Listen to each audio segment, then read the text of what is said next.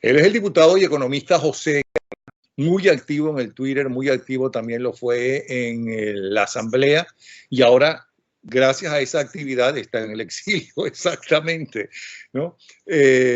Quisiera preguntarle sobre dos temas. El primero, segundo, situación económica del país y gobierno de transición, cuáles deberían ser las medidas iniciales como para sentar las bases de lo que puede ser el primer gobierno que tengamos elegido a través de unas elecciones. Bienvenido, Guerra, por estar con nosotros y alguna otra cosa que quiera conversar, evidentemente. Con respecto al tema de la intervención, temo de decirte lo siguiente, Napoleón. Es un tema muy complicado porque tú lo dijiste bien. O sea, Guaidó no es el comandante de la fuerza de los Estados Unidos. O sea, Guaidó puede pedir que intervengan, que no intervengan, que se intervengan, quienes intervienen. El problema es cómo se materializa eso.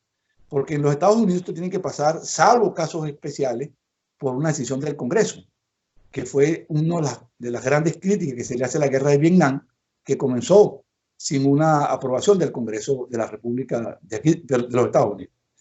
Ahora bien, pero hay un tema ahí más de fondo, que es que yo estaba el sábado y vi pues un grupo de personas pidiendo intervención. Pero hubo una frase que nos dijo a nosotros un representante de los Estados Unidos en una reunión, y fue la siguiente: Venezuela tiene 5 millones de personas afuera. ¿Cuántos están dispuestos a ir a una fuerza de liberación de Venezuela a enrolarse? Es una pregunta que no tiene respuesta. Porque es muy fácil pedir intervención para que vayan otros a morirse y a matarse allá. Pero, o sea, ¿cuántos de los que están pidiendo intervención van a enrolar a sus hijos con un fusil a un desembarco aéreo, un desembarco terrestre, para ir a pelear? Porque no es que esto es Panamá. O sea, esto es una fuerza organizada con más poder de fuego, asesorado por los rusos, asesorado por los cubanos, por Irán, que saben de esto. Entonces, de manera tal que yo pongo estos temas allí para que nos seamos sinceros con nosotros mismos. Porque cuando uno dice la intervención es que la haga otro, pero yo no. Entonces, la solución desde mi punto de vista es política, que es una decisión que va a ser la solución estable al problema de Venezuela. Porque hay gente que cree, desde mi punto de vista equivocadamente, que el chavismo hay que barrerlo del mapa. Desaparecerlo, y eso es un grave error. Nosotros estamos por una transición, no por una revolución. Porque cuando tú haces eso de que quieres acabar con el chavismo, es más vivo que nunca, porque lo estás victimizando. Tú tienes que derrotarlo políticamente. Y nosotros nos guiamos por dos transiciones que han sido muy exitosas. Primero, la transición española de los años 76, a la muerte del general Franco. Ahí las fuerzas democráticas primero no tenían fuerza para desaparecer al franquismo. Crearon el Centro Democrático, ganaron las dos primeras elecciones con Adolfo Suárez, y luego le tocó el turno al Partido Socialista Unido, el Partido Socialista Obrero Español, dirigido por Felipe González. Y luego volvió otra vez, no al franquismo, pero volvió el Partido Popular, que tenía algo de origen en el franquismo. Entonces, esa es la política. Y Chile igual. Jamás se ha podido pensar en Chile, que fue un hombre, Pinochet, mucho más sangriento que Nicolás Maduro y que Chávez, juntos, ¿verdad? Y la solución, ¿cuál fue? Plebiscito, pierde Pinochet por medio punto porcentual. Jamás a las fuerzas de la concertación democrática se le había ocurrido acabar con Pinochet. Y Pinochet era comandante del ejército y senador vitalicio. Y todo llegó a su tiempo. La elección la gana Patricio Aylwin por poco, porque el pinochetismo estaba vivo. Entonces esas son las transiciones que nosotros podemos aprender de ellas. Y yo creo que eso es así, porque si no, lo que tú vas a tener es una flor de un día, una solución aparente a un problema mucho más complejo, porque no es que el chavismo llegó a tener 65% de apoyo en el país. Y hay una fuerza que está viva todavía en el país y tú tienes que respetar. Ese es mi punto de vista, siendo yo un perseguido. Siendo un perseguido por el chavismo. Ahora bien, además con la diferencia de que primero en España había muerto Franco, quedaba el franquismo. Y en el caso de Chile, es verdad que Pinochet era un dictador, pero un dictador que quería su país, nacionalista, equivocadamente o no, que inclusive a un amigo común le dijo, el problema de sacar al ejército a la calle es que uno no puede controlar el miedo del soldadito, es decir, que él mismo reconoció que se murieron muchas más personas de las que realmente ellos contaban que iban a morir o que consideraban que necesitaban morir. Ahora, eso que usted está diciendo no elimina el hecho de que los que hay que enjuiciar una vez que haya un gobierno de transición deban pasar por un juicio, los enjuiciables, ¿no? Totalmente de acuerdo. Es decir, hay violadores de los derechos humanos claramente identificados. Estos que están torturando en la DGCIN, uno que llaman el coronel Granco, el otro Harrison, varios, o sea, eso no pueden irse liso de una solución política a la crisis, porque si no es la impunidad y tampoco es solución, porque siempre va a quedar el germen allí. Entonces, para eso está la justicia. Pero la justicia no puede ser Napoleón a perseguir a todo el chavismo, porque eso sería, es que no es, no, primero que no es viable. Y segundo, que son ilusiones que uno tiene, ilusiones. Entonces vive de ilusiones, de que la cuestión es arrasar con el mundo, son ilusiones. Pero no es muy difícil ese diálogo cuando hay tantos intereses que no quieren perder el poder que tienen estando Maduro en el poder. Porque, ok, hay diferentes, Maduro no controla el país, hay diferentes grupos dentro de los cuales está también el de Maduro. Perfecto. Pero yo creo que el narcotráfico no le interesa llegar a ningún acuerdo, que Maduro llegue a ningún acuerdo. A los grupos guerrilleros colombianos tampoco, a los que tienen los negocios con la minería en el sur de Venezuela tampoco, a Hezbollah tampoco. Es decir, es como muy complicado llegar a cualquier tipo de acuerdo con el régimen, el narcorrégimen. No, es verdad, todo eso es cierto. No, y los grupos paramilitares. O sea, esto es un tema muy complicado. Pero te voy a poner el caso de Siria. Enfrentamiento, una guerra civil con, no sé, 200.000, 100.000 muertas, y se está buscando una solución a la crisis con una negociación donde está participando Francia, Turquía, los que están involucrados. Corea del Norte tiene bombas atómicas, que es una amenaza más grande que la que tiene Hezbollah. Y está la administración Trump buscando un acuerdo político con Corea del Norte para evitar una guerra. Entonces, yo siempre doy espacio a la negociación, porque, digamos, el camino a la política es la negociación, siempre el acuerdo, buscar el acuerdo entre las partes, etc. Y estos regímenes que se ven aparentemente fuertes siempre tienen una base, un fundamento de debilidad. Y en el caso venezolano, para mí la debilidad del sistema. Maduro es el hombre más antipopular que ha tenido cualquier presidente que ha tenido Venezuela, pero tiene apoyo todavía. Ahora, me dice Castocando hace unas horas, me decía que la presión diplomática se llegó a un extremo, es decir, que la enorme mayoría de los países importantes, ¿no?, y democráticos están apoyando al presidente interino, que conseguir más va a ser más difícil porque realmente la mayoría lo están apoyando. Es verdad que China y Rusia no lo apoya, como tampoco lo apoya Cuba ni Nicaragua, evidentemente. Que el gran éxito ha sido, y que por ahí puede resultar, es la presión económica, y que en la presión económica sí hay excelentes logros, porque según él es el dinero el que aglutina los diferentes intereses que no quieren que Maduro se vaya. ¿Hasta qué punto está de acuerdo con eso? Bueno, yo tengo una apreciación algo distinto de esto. Hay gente que dice que esto es el dinero. Yo creo que no es solamente dinero. Aquí hay algo ideológico. Creo que hay un convencimiento en un sector del chavismo de que están haciendo una revolución y eso es lo que mueve a la gente. Yo creo que esto no es dinero. Hay gente que sí ha hecho mucho dinero, muchísimo dinero, inimaginables las cantidades de dinero que se han robado, saqueado, expoliado a Venezuela. Pero yo creo que esto no es solamente dinero. Hay algo más que dinero. Y tú lo ves por los cuadros que uno conoce, que vienen de la izquierda. Esto no es solamente dinero. Si fuese dinero, ya se hubiese resuelto. Es algo, un convencimiento de que están haciendo una revolución, para mi punto de vista, o desde mi punto de vista, totalmente equivocado, pero es lo que mueve a la gente. Porque, mire, Napoleón, Fidel Castro no estaba ahí, los de Raúl Castro porque tenían plata, porque tienen el poder y porque están convencidos de que están haciendo algo. Yo creo que esa es la fuerza que mueve a muchos hechos. Yo creo que es una interpretación absolutamente equivocada pensar que esto es solamente dinero. Ahora, entonces, ¿cuál sería la salida? Porque las presiones diplomáticas se han dado y las presiones económicas también. La intervención no depende de Guaidó ni de los venezolanos. Entonces, aunque hay quien dice, bueno, pero por lo menos que presione y que la pida. Pero si los países, hasta los países del Grupo de Lima, y no hablemos de los europeos, lo que piden son elecciones libres, pero ¿cómo puede haber elecciones libres con Maduro en el poder? Bueno, justamente, yo estoy de acuerdo con esa política. Para mí la política es elecciones libres. Elecciones libres que es un CNE distinto, que no haya ventajismo.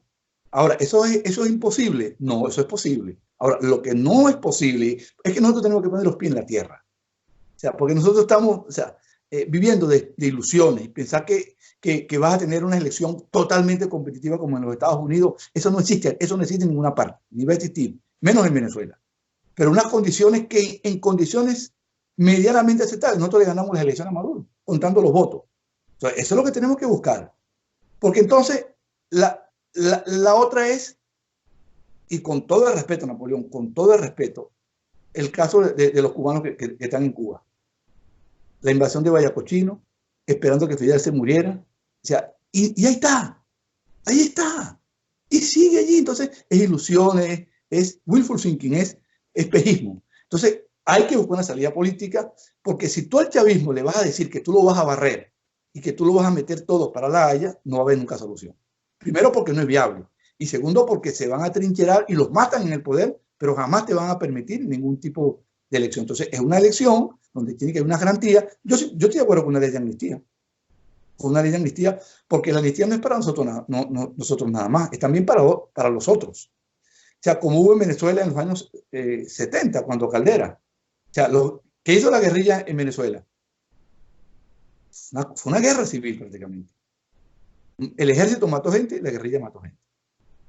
Los guerrilleros salían a matar policías para robar las pistolas, a volar oleoductos, a robar bancos, a secuestrar. O eso es mentira. Eso es verdad. Eso hay que admitirlo porque fue un error.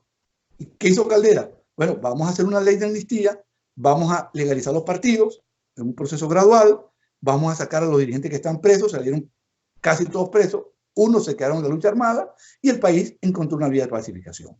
Es que no vamos a aprender de esas elecciones, de esas lecciones. Entonces nosotros queremos quedarnos pegados en una única solución que no es factible. Se ha demostrado que no es factible, que no es viable. Ahí están los tipos todavía, llevan 20 años, debilitados, impedidos de hacer negocio, con muchas restricciones, y nosotros pensamos que eso es la solución, eso ayuda a la solución, pero la solución es política. Bueno, ok. Leo en los twitters que critican mucho la infiltración, o por lo menos hacerse la vista gorda con bolichicos y con gente que inclusive ha estado en juicios en Nueva York, metidos en juicios contra el narcotráfico. ¿Qué hay ¿Cuán importantes son estos acuerdos, si son ciertos, este poder que podría tener, por un lado, bolichicos o algunos de ellos con la oposición, y cosa que me parece lógica, que el narcotráfico quiera asegurarse el futuro y quiera meterse e involucrarse también con la oposición? ¿Qué información maneja? Yo ninguna. Cuando a mí me digan que me lo ponen con nombre y apellido, yo daré una opinión. Pero hay un conjunto de personas que tienen páginas, que tienen mucha influencia, tienen mucho dinero, que se han dedicado a destruirnos a nosotros. Varios. No, parece que fueran agentes del régimen. Agentes del régimen. De cada 10 mensajes son 1 contra el régimen, disimulado, y 9 contra nosotros. Que si estamos con los bolichicos. Mira, Napoleón, la gente no sabe las necesidades que estamos pasando, lo que estamos afuera. Esa plata de USAID que dicen, esos millones, nosotros, eso ni lo vemos nosotros. Esos son con unos implementadores. Y te puedo dar constancia de eso. O sea, como vivimos aquí, en los que estamos en este trance tan difícil, juntando $1 para pagar un servicio, esto es muy difícil. Ahora, si a mí me dicen cuáles son los bolichicos, nombre y apellido, y actividades, yo digo que sí. Porque es muy fácil acusar. Bueno, ¿qué te responde a esto? Que los bolichicos, no, pues ¿cuáles son los bolichicos? Los bolichicos son aquellos que, eso fue una expresión que usó Juan Carlos Zapata para designar en su momento a la que llamaron la boliburguesía, ¿verdad? Que eran los nuevos ricos que se hicieron ricos con Chávez, ¿verdad? Y luego el caso de Derwin, que fueron las compras eléctricas. Entonces, bueno, díganme quiénes son. Yo no los conozco, ni tengo ninguna relación con ellos, ni estoy interesado en tenerla. Pero que digan con base. Mira, son tantos y tantos y tantos. Porque la otra vez salieron un artículo en uno de esos portales, bueno, acusando a Henry Ramos, porque aparentemente un sobrino de la esposa de Henry Ramos está por parte de esos bolichicos. Pero en su oportunidad, Henry Ramos clarificó todo eso, esa relación de él con su sobrino. Pero que digan cuáles son los nombres, quiénes son. Yo no tengo nada que ver con eso. Ni los conozco, ni estoy interesado en conocerlos. Y creo que son esas personas que hicieron esos actos de enriquecimiento ilícito, de corrupción, con el caso Derwis, yo no los quiero ver aquí. A nosotros no nos hace falta esa gente, que nosotros estamos por la sanidad y por la moralización del país. Ok, nadie lo está acusando a usted que está metido en nada de eso, vamos a estar claros, y menos yo. Pero en el caso de los bolichicos hay hasta fotos y todo del padre de Guaidó con Alejandro Betancourt en una reunión con Giuliani. De esa foto sí la he visto, ¿no? Eso es una cosa de lo que dicen. Y otra cosa que me interesaría también saber su versión es qué ha pasado y cuál ha sido el resultado de los sucesos en Cúcuta, que se formó el gran escándalo y que lo lógico es que lo investigue, para empezar, el país, las autoridades y los investigadores del país donde se desarrolló eso, que es Colombia. ¿Qué se sabe de esas dos cosas? Bueno, y lo que se sabe fue que hubo manejos irregulares de esos fondos. Yo creo que las autoridades colombianas han debido presentar informes porque son los que están en condiciones de hacerlo. Tienen los cuerpos policiales, tienen las cuentas bancarias y lo que sucedió. Yo no tapo a nadie.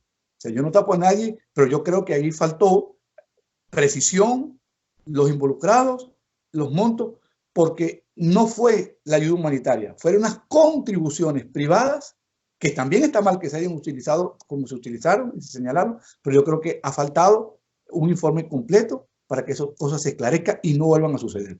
De manera que yo estoy porque haya transparencia, pero eso es un asunto que quien tiene la mayor capacidad de investigarlo y clarificarlo son las autoridades de Colombia. Desde mi punto de vista, porque la embajada que tenía el doctor Calderón Berti era una embajada sin recursos para ello. O sea, tiene que tener una gente que siga, que haga investigación, y eso no lo puede hacer una embajada, eso tiene que ser un gobierno. Sí, claro, es lógico, y eso tiene que ser el gobierno donde se desarrolla eso. Evidentemente. ¿Y qué dice de la foto con Alejandro Betancourt, a quien no conozco y no sé hasta qué punto esa foto, pero eso lo saca un hombre serio como es Alex Boy? Bueno, usted me manda la foto, yo no la he visto. Usted me manda la foto por el WhatsApp y yo le puedo dar una opinión, porque yo la foto no la he visto. Me la manda por cualquier medio. No, porque yo no la he visto. Entonces no voy a opinar sobre algo que no he visto. O sea, me mete la foto y yo averiguo, ¿la foto es genuina o no es genuina? Porque hay que ver eso. Porque con estos medios tecnológicos, no estoy defendiendo al papá de Guaidó, no lo estoy defendiendo. Para nada. Ni lo conozco. Conozco a la mamá de Guaidó, que es una señora que está aquí en Miami, está enferma de cáncer, estaba allí en Caracas siendo tratada de cáncer y se vino para acá buscando la salud, pues, por los problemas que tenemos allá. Pero si usted me muestra la foto y determinamos que la foto es genuina, yo le puedo buscar la explicación que yo pueda, porque yo también quiero tener la explicación. Bueno, si me permite, le diría a Alex Boy que le mande las fotos y los datos, porque yo en eso tampoco me meto. Yo estoy haciendo mi papel de periodista. Bueno, más yo nada. me meto a Napoleón porque a mí mismo me han sacado cosas, unos portales que andan por allí diciendo, buscando que uno se resbale en una coma, en una frase, para decir, ahí está Guerra apoyando el régimen. Porque no estoy de acuerdo que maten y exterminen a los chavistas. Sí. Vamos a estar claros. Vamos a estar claros. Hay periodistas de todo tipo, como hay políticos de todo tipo, como ingenieros, como arquitectos. Y la verdad que hay algunos que sí parece que más que trabajaran para liberar a Venezuela, da la impresión que trabajaran para la oposición, para el gobierno. Pero bueno. Es la oposición de la oposición. Sí. Pero por otro lado, si algo usted se dio a conocer y se dio a respetar antes de como diputado, es como economista. ¿Cómo es la situación de Venezuela en este momento desde el punto de vista económico? ¿Qué nos puede decir? Bueno, Venezuela vive un caos. Voy a hacer un momentico de pantalla porque veo que tengo poca batería, pero lo estoy escuchando mientras usted nos dice. Venezuela es un caos monumental en materia económica y financiera. Este no es el fracaso de Maduro, este es el fracaso del sistema del socialismo del siglo XXI. Ese es el punto fundamental. Y aprovecho a Napoleón para decir que hay un libro que yo escribí que se llama El mito del socialismo bolivariano, donde explico esto. Esto no es un problema solamente de Maduro o de Chávez, es un problema del sistema que ellos crearon.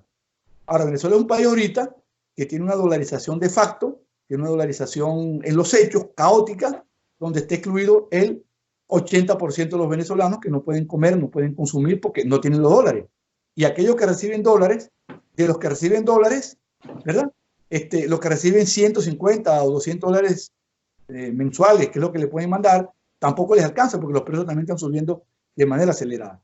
Nosotros hemos trabajado, y te lo voy a enviar ahorita cuando termine la conversación, un documento de políticas públicas llamado el Plan País, donde hemos trabajado esto de manera concienzuda, buscándole la vuelta a esto, porque nosotros no es nada más que criticar, nosotros tenemos que proponerle al país. Y ese Plan País tiene los lineamientos fundamentales para resolver la crisis que el país está viviendo ahorita. Pero te concluyo, Napoleón, yo soy un hombre que creo en la equidad.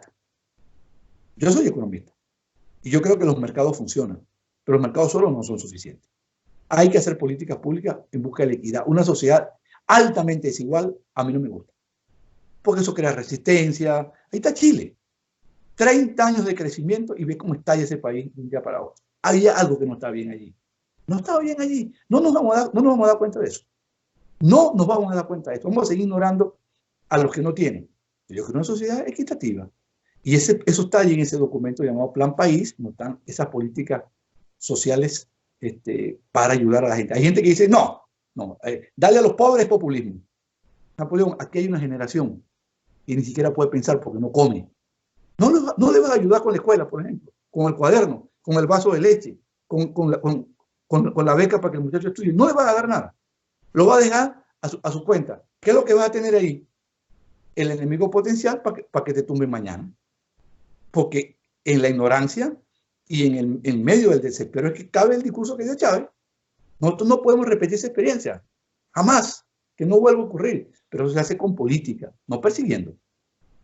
Ahora, algo parecido quiso hacer Carlos Andrés Pérez en su segundo gobierno, y fue su propio partido el que le negaba todo tipo de política social. Él quiso hacer una reforma y actualizar el país, por un lado, con gente tan brillante como Miguel Rodríguez, pero junto con eso quiso hacer lo que, por cierto, el argentino no hizo o no pudo hacer, que era equilibrar mientras tanto, que no se sintiera en el bolsillo tan fuerte esos cambios, porque la economía, la macroeconomía puede ser una maravilla, pero hasta que no llega al bolsillo de la gente, que tarda en llegar al bolsillo de la gente, pues la gente no lo siente y la gente está molesta. Eso es lo que quiso hacer y no le permitieron los partidos políticos, empezando por su partido. Es que los partidos políticos han cambiado la mentalidad, porque una cosa es ser populista y otra cosa es hacer la obligación que tiene cualquier Estado, cualquier gobierno, de que sea satisfactorio para todos los grupos sociales, no solamente para los más poderosos. Así es. Bueno, nosotros tenemos sobre eso una ventaja con CAP, me parece a mí, y es que el documento digamos, cuando CAP llega al poder, se rodea de un conjunto de técnicos con Miguel Rodríguez, una persona excepcionalmente inteligente, pero carecía de apoyo político. Esa es la verdad. Y la otra verdad, que hay que decirla, es que los propios grupos económicos en Venezuela fueron los que conspiraron contra Carlos Andrés. Esa es la otra verdad. Que no se dijo en su momento, bueno, porque los medios de comunicación, ahí está el libro de Mirta Rivero, Los náufragos del poder, lean lo que pasó en Venezuela, o la novela Por estas calles, léanla. Napoleón, te voy a decir lo siguiente. Yo estaba estudiando en los Estados Unidos en el año 93.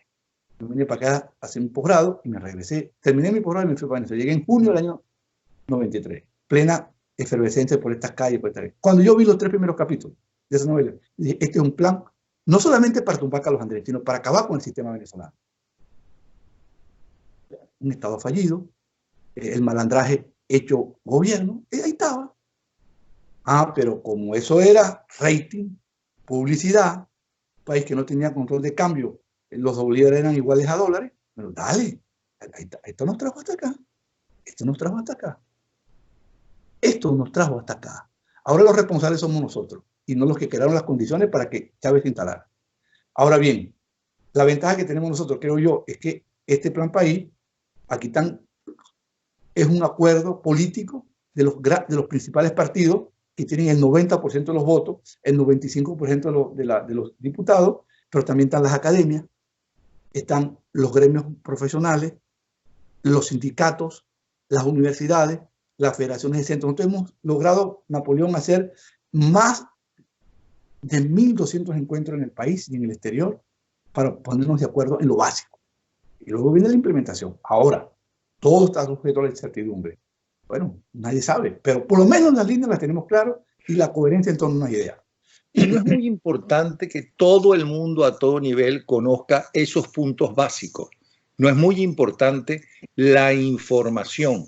No es muy importante que la gente y convencer a la gente con buenos racionamientos y no con eslogan, ¿no? Miren, lo ideal es hacer esto por esto, esto y esto, no hacer esto por esto y esto y esto. Queremos hacer las prioridades son estas y son por tales causas que estas son las prioridades.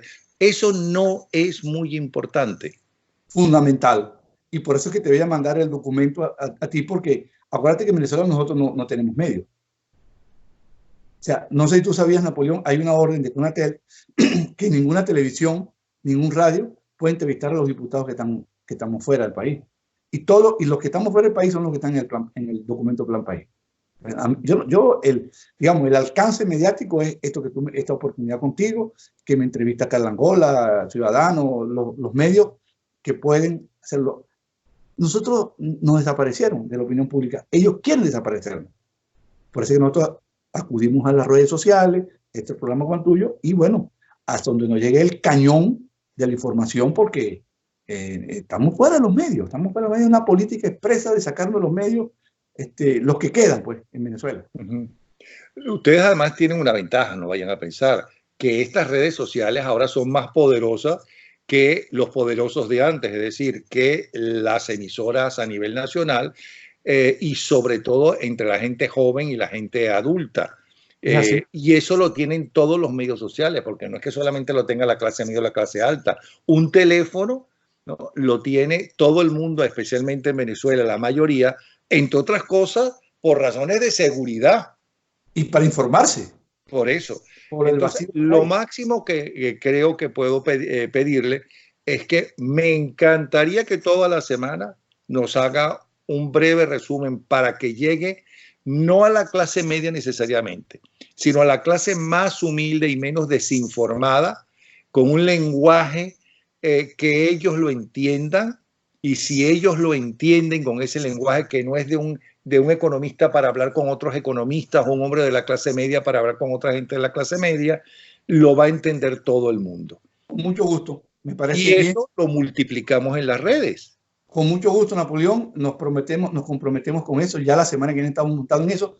Al salir de esta conversación con usted, te envío el documento, usted lo revisa y estamos a la orden para cualquier aclaratoria y para hacer pedagogía.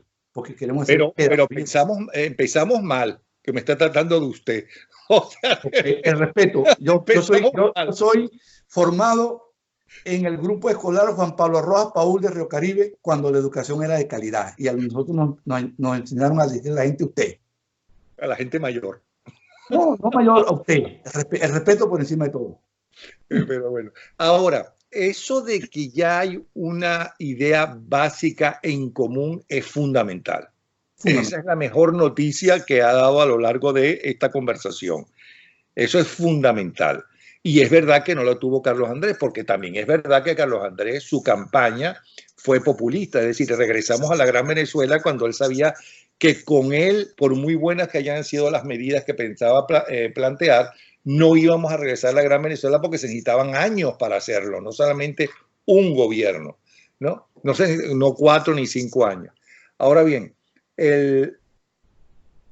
esas medidas fundamentales para un gobierno de transición, que es el que debe poner las bases, no para desarrollarlo ellos porque es de transición, ¿cuáles desde el punto de vista económico las que usted cree que deben ser fundamentales? Bueno, para mí, ahorita el tema es acabar con la hiperinflación. No hay salario, Napoleón. Con esa hiperinflación no hay salario. No hay salario que pueda aguantar. Napoleón, yo te tengo que decir lo siguiente. Yo voy a poner mi caso. Yo entré a la universidad a estudiar con una beca, porque yo no podía pagar la universidad privada. Estudié en la Universidad Central y tuve una beca de la universidad. Mi beca era en el año 77, 600 bolívares. 600 bolívares son $150. Eran $150. Eso es lo que teníamos. Eso equivale ahorita a los precios del dólar hoy, digamos, corregido por la inflación, $2.500 aproximadamente, la que yo tenía para estudiar. Es decir, había una protección al que no tenía en ese sentido. No la veíamos, pues estábamos pendientes de otras cosas, ¿no? Entonces, lo que te quiero decir es que el nivel salarial de Venezuela es tan bajo, pero es bajo por la hiperinflación. Por la hiperinflación. Hay que corregir la hiperinflación. Y corregir la hiperinflación significa una moneda estable. El bolívar fue con el marco suizo, con el franco suizo, con la libra esterlina y con el dólar las monedas más estables entre los años 55 y los años 70 y tantos. Hay que estabilizar la moneda. Y estabilizar la moneda significa ir al Banco Central y decir, señor, usted no imprime dinero que no tenga respaldo. Luego, una política petrolera distinta porque tenemos una reserva petrolera que hay que explotar. El mundo, digamos, estamos flotando en petróleo que no podemos extraer. Hoy producimos el petróleo que producíamos en el año 45 en Venezuela. Hay que sacar la riqueza que está en el subsuelo, transformarla en riqueza pública, social, política distinta, atraer las inversiones. Aquí en Venezuela no hay un centavo de inversión si las reglas no están claras. Nadie va a ir a un país riesgoso.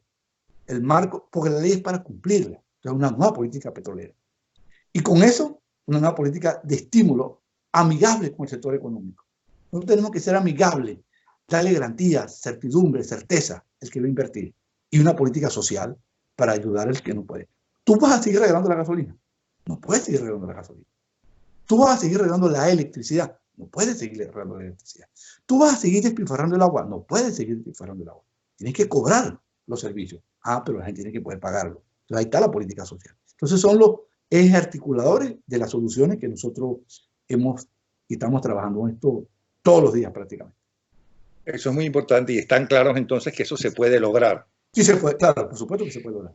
¿En cuánto tiempo cree usted que la gente va a sentir en su bolsillo que hay un cambio? Bueno, lo va a sentir si nosotros, las experiencias internacionales dicen, cuando las hiperinflaciones se detienen, se paran, la gente siente, es lo primero que hay que hacer. Porque mientras la economía crece, se generan los empleos, primero se emplean los más capacitados, luego va llegando, tarda mucho. Pero el hecho de resolver la hiperinflación, Napoleón, que la gente sienta que va a comprar y que los precios hoy son los de ayer y los de mañana son los de hoy y los de pasado mañana son los de mañana, y la estabilidad, eso te da el poder de compra. Que la gente sepa que el salario le rinde, el salario le aguanta para comprar los productos fundamentales. ¿Y cuánto tiempo se va a necesitar para que la gente lo sienta? Para nosotros, como hemos visto, nosotros con el financiamiento internacional, con todo un plan apoyado por organismos multilaterales, en menos de un año acabamos con la hiperinflación. Esa es la experiencia internacional, Napoleón.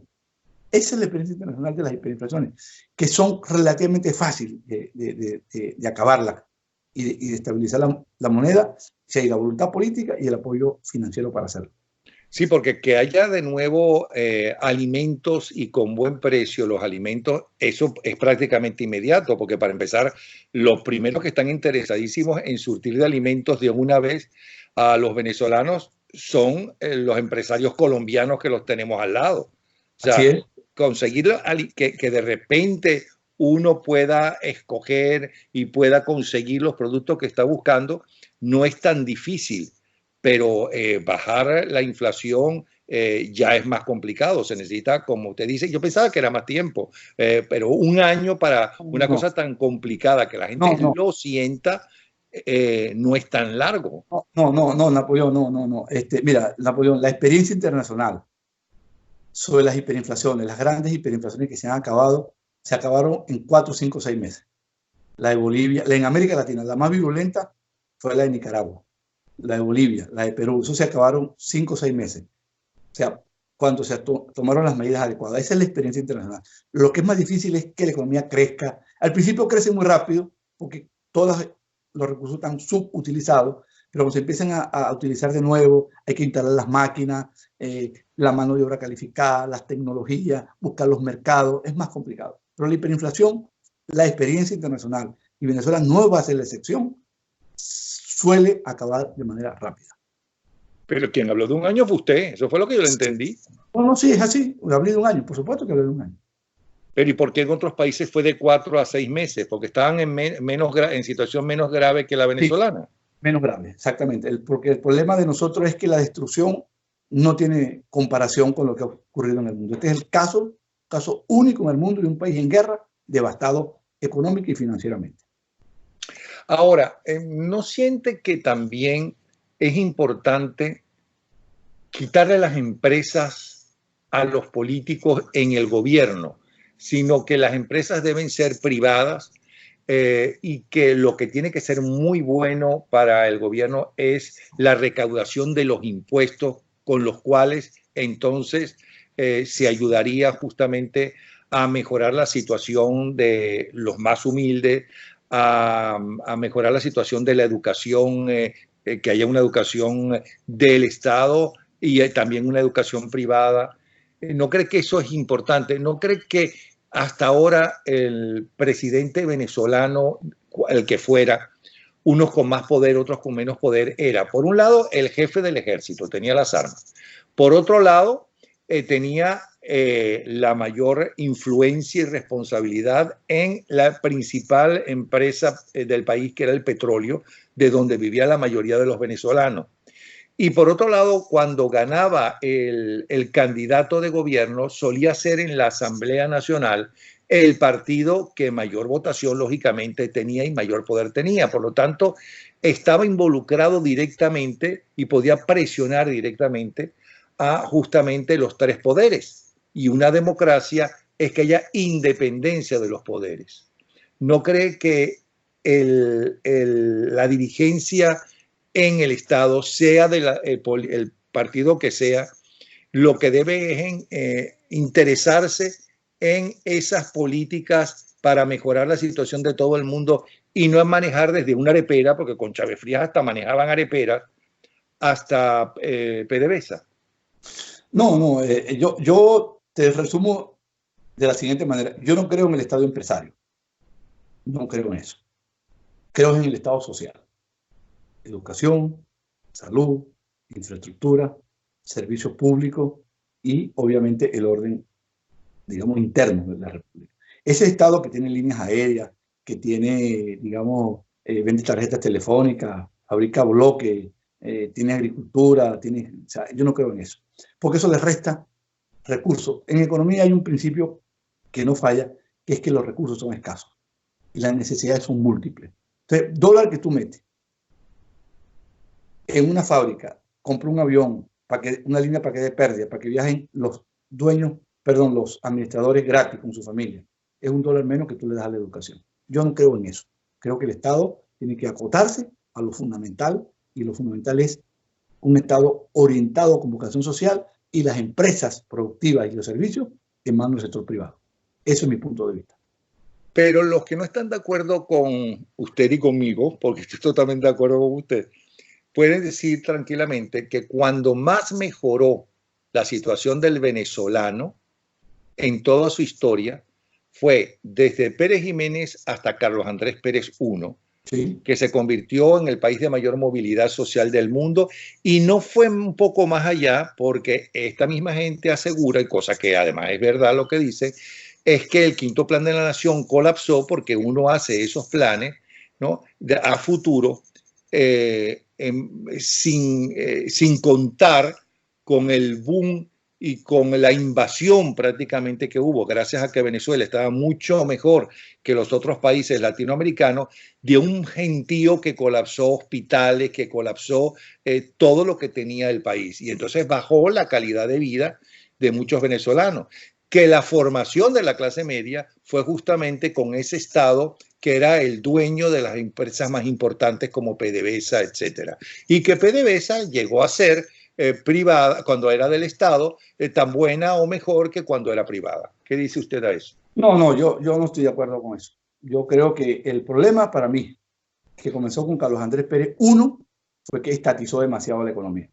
Acuérdate que las compañías eran privadas petroleras, él la nacionalizó. El hierro eran privadas y el de acero, él la nacionalizó. Y bueno, y creó un conjunto de empresas del Estado. Bueno, acuérdate, Corpo Mercadeo, Lino, los puertos. Eso era un desaguadero de plata, y yo creo que fue un error que Carlos Andrés Pérez cometió en el primer gobierno, que trató de corregir en el segundo. No.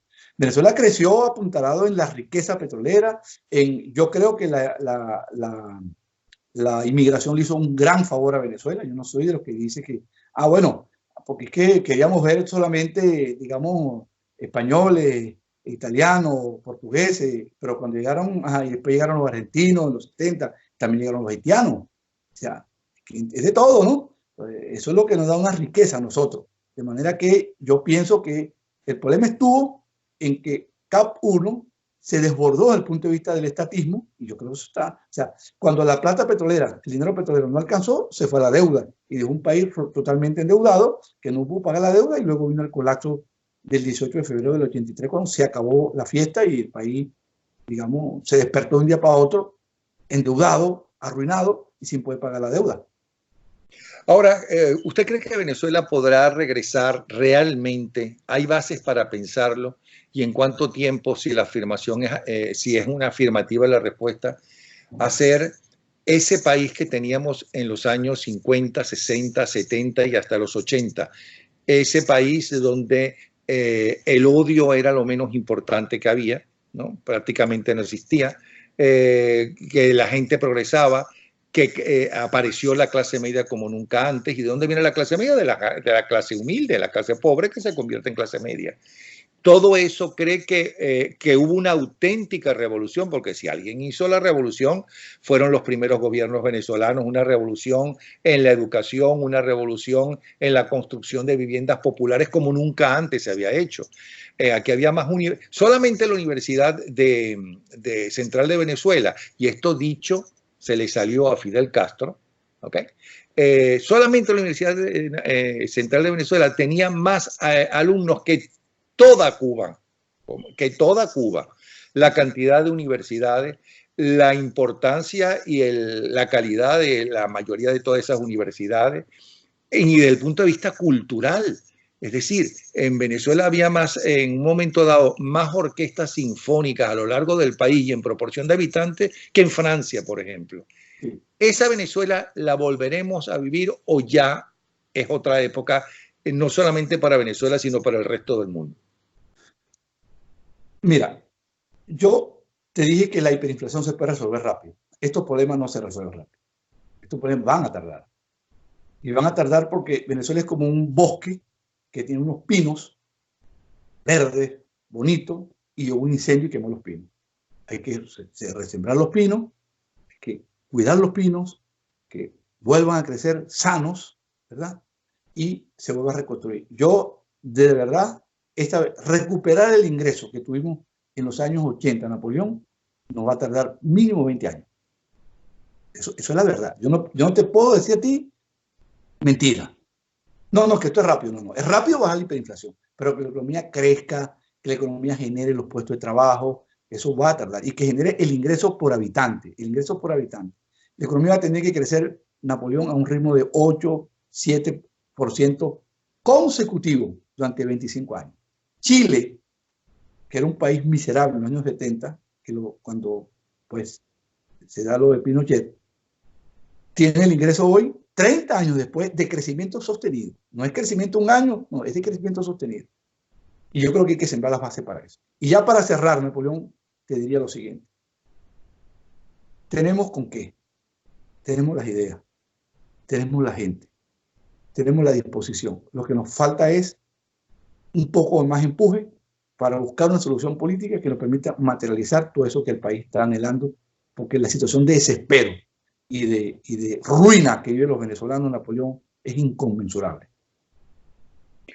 Bueno, muchísimas gracias. Está entonces en pie que a ver si desde la próxima semana podemos tener esos micros para orientarnos nosotros los venezolanos sobre esto. Gracias, José Guerra. No, gracias a ti más bien, Napoleón, por la oportunidad. Y ya sabe que está todos los días invitado cuando quiera. ¿Está bien? Muchas gracias a ti. No, gracias a usted.